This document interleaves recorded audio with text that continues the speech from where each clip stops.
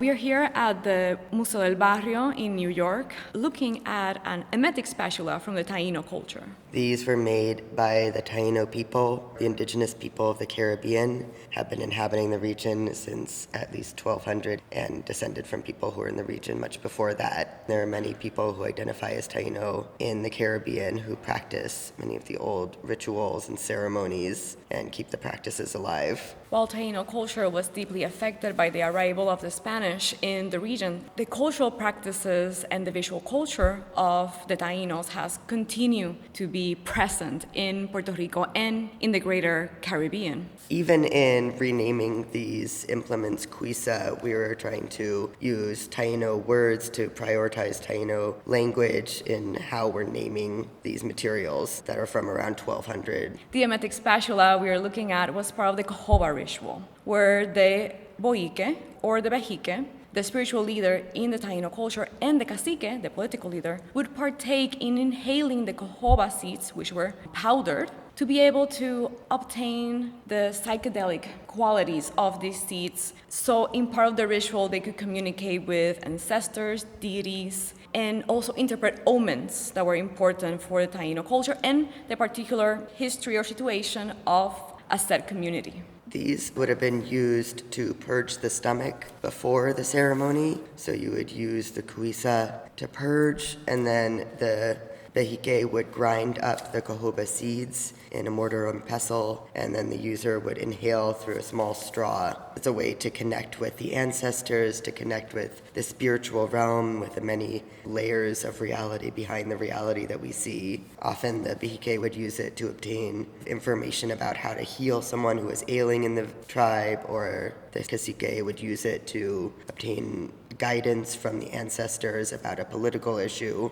They purged themselves related to the notion of purifying the body so they could better access the psychedelic qualities of the cajoba seeds with an empty stomach. The emetic spatulas used in these rituals, like the one we have here at the museum, were usually made of a softer material, usually bone. It was common to also use manatee ribs as the material with which these spatulas were carved. And they could also be quite decorated. They could be carved with intricate designs. And the one we are looking at has a humanoid face with great eyes that were carved in that probably had some sort of insert in a different material. We have a large nose and a wide grinning mouth where you can see all the teeth. The arms are pulled up to the chest, and right under the hands we can see what seems to be almost like a swollen belly. And then the rest of the spatula is that more abstracted lower body. Because these kuisa are used in this spiritually significant ceremony where you're accessing the world beyond, where you're accessing your ancestors, they would often be carved with spiritually significant imagery. They would almost become kind of a guide to the underworld themselves. So this figure might have represented a cacique, someone who was participating in the ritual. It might represent some kind of other guide figure who would take the user through the other world.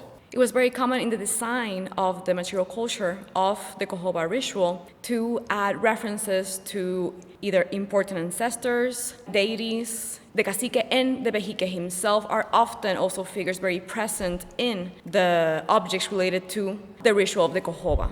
So indeed, the figure carved on this kuisa could very well be a references to a cacique or a bejique. When you look at the object from the side, you can see it has a gentle curve, which probably would have come from the material that it was made from some kind of rib bone, but also the curve would have helped the object function. It would have made it easier to use to purge yourself before a ceremony. We look at the purging spatula from the side and from behind, we see that it has perforations, which may relate to it being worn during the ceremony, almost as a pendant or as a necklace, which also, I think, highlights the physicality of the object itself, how it could not only have been a practical object in the ritual, but it may have also functioned as an important adornment in the ritual itself.